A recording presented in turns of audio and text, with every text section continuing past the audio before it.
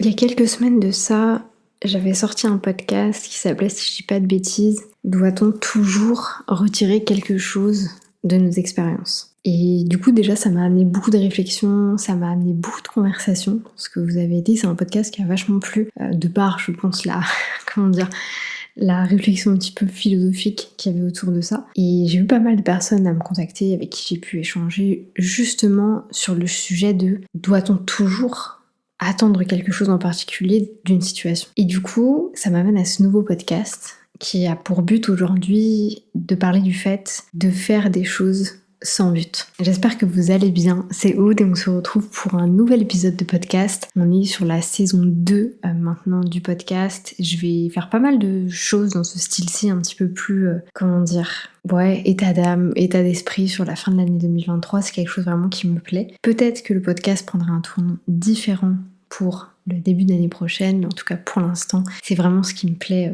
d'échanger avec vous un petit peu plus sur ce format-là. Comme je disais dans le podcast qui est sorti il y a à peu près 3 semaines, on a toujours tendance à vouloir retirer un petit peu quelque chose d'une expérience et du coup on a du mal à faire les choses sans but en particulier. C'est-à-dire qu'on a toujours plus ou moins une guideline, on sait où est-ce qu'on va. Après j'ai envie de vous dire c'est la nature humaine, je suis la première à dire qu'il faut que vous ayez une vision pour votre business, pour votre vie perso, donc forcément on a des projets, forcément on a des manières aussi d'interpréter ces projets et du coup d'avoir un peu des gestions de projet, des to-do list, un petit plan d'action, un petit planeur pour savoir un petit peu comment ça va se passer. Mais du coup, tout ce qu'on fait un peu au quotidien, en fait, on se retrouve à faire des choses qui soit ont un but hyper spécifique, soit c'est parce qu'on est aussi à la recherche un petit peu plus de ce côté, alors pas santé mentale, mais de ce côté bien-être, en fait, de vouloir faire des choses qui nous mettent aussi dans des situations dans lesquelles on est plus à l'aise, dans lesquelles on se sent mieux et dans lesquelles on montre un petit peu plus sa personnalité. Et du coup, on a du mal, je trouve, à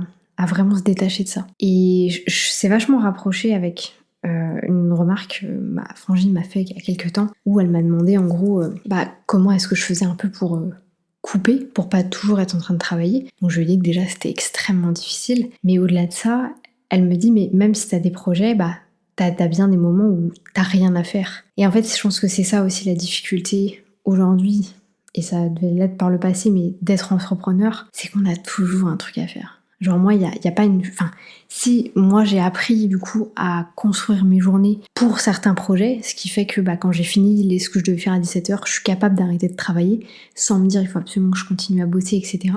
Mais en fait, on est toujours tout le temps dans un projet que quand elle me dit mais il y a bien un jour t'auras plus rien à faire, non en fait.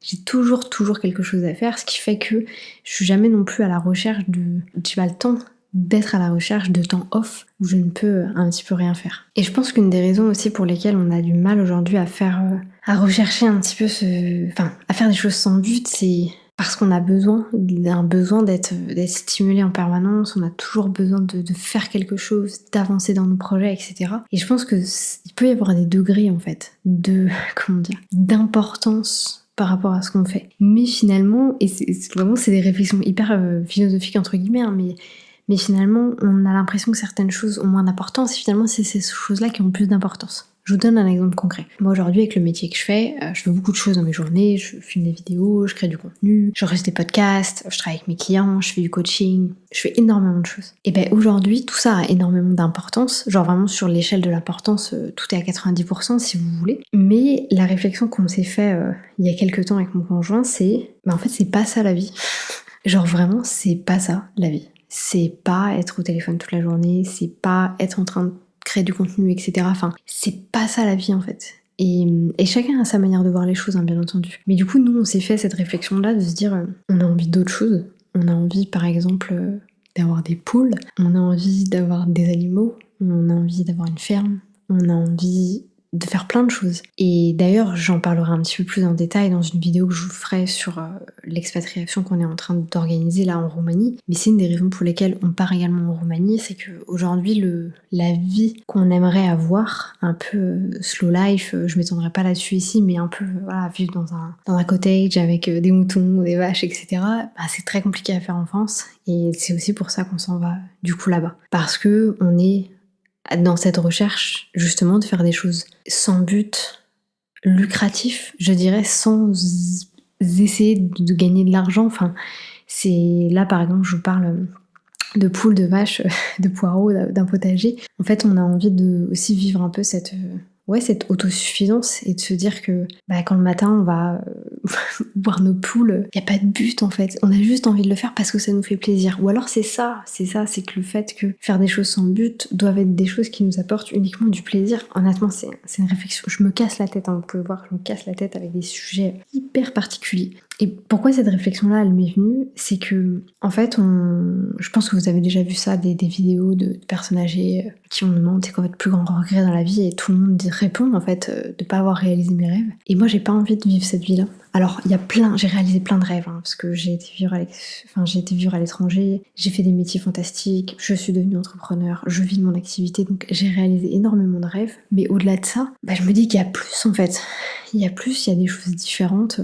Je dis pas non plus la slow life, mais je dis pas non plus que les gens qui vivent la slow life dans un cottage ont pas de but dans la vie, c'est pas du tout ça que j'essaie d'exprimer. Mais voilà, je pense que c'est intéressant d'aller chercher plus loin que ce qu'on nous montre un peu de base, c'est-à-dire, à 30 ans, il faut avoir une maison, il faut avoir des enfants, il faut avoir un chien, moi j'ai rien de tout ça, et j'ai pas l'impression d'avoir raté ma vie, quoi. Au contraire, j'irai pas juger en disant que les gens comme ça ont raté leur vie, pas du tout, mais moi c'est pas ce que je recherche.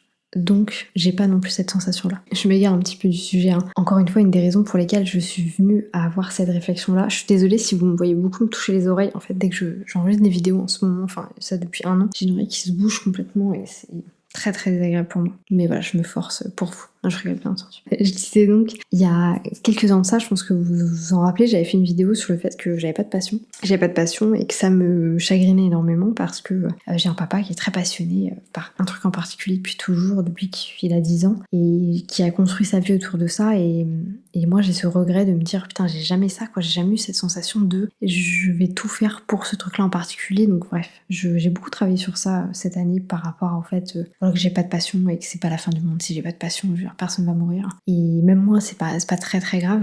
Mais en fait, la réflexion que j'ai eue autour de tout ça, c'est que j'ai pas de passion, mais parce que j'ai pas de temps pour développer une passion. Pour moi, une passion, c'est quelque chose dans lequel on a envie de se jeter un peu corps et âme, et forcément, ça va prendre du temps, on va devoir mettre des choses en place, etc. Et du coup, moi, j'ai pas le temps, en fait, de faire ça. J'ai clairement pas le temps de faire ça aujourd'hui. Et du coup, j'ai envie de créer le temps pour ça.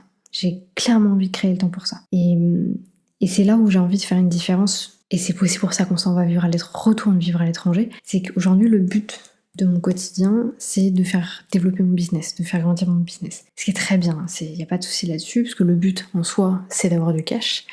Et de développer un business et de se sentir libre géographiquement, parce qu'on peut partir un petit peu quand on veut. Alors, en soi, se sentir libre géographiquement, oui et non. Ça, on en discutera, je pense que j'en parlerai dans ma vidéo que je ferai justement sur l'expatriation. Mais moi, je suis pas du tout à la recherche d'être digital nomade. Genre, pas du tout, du tout. Là, par exemple, on part en Roumanie.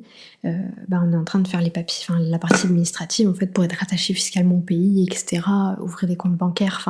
C'est pas du tout du digital nomadisme. Donc, en soi, c'est pas vraiment de la liberté géographique. C'est plus la liberté de vivre où on a envie de vivre, mais s'installer, je sais pas si vous voyez ce que je veux dire. Et pourquoi est-ce que je vous partage tout ça ? Justement, ce côté de, j'ai envie de faire des choses un petit peu différentes, c'est que pendant longtemps, j'ai eu cette idée de, vous savez, un peu le truc des entrepreneurs, il faut faire 10 000 € par mois, il faut faire tant, etc. Et moi aussi, je me suis dit, mais ouais, c'est trop ça, en fait. Je veux faire 5 000 €. Quand je faisais 2 000, je voulais faire 5 000. Quand j'ai commencé à faire 5 000, vous me voyez plus, je suis désolée. Quand j'ai commencé à faire 5 000, je voulais faire 10 000. Et maintenant que j'ai fait 10 000 € par mois, ça a rien changé à ma vie. Genre, absolument rien. La seule tranquillité d'esprit que j'ai fait le calcul tout à l'heure, c'est que là, si j'arrête de travailler maintenant, j'ai assez pour me payer 1 600 € par mois, payer toutes les taxes, les cotisations, payer les charges de ma société pendant 8 mois. Et ça, c'est trop bien par contre. Ça, c'est une sensation que je me dis, ok. Donc là, si j'arrête complètement ce que je suis en train de faire, j'ai 8 mois dans la pleine tranquillité à pouvoir profiter.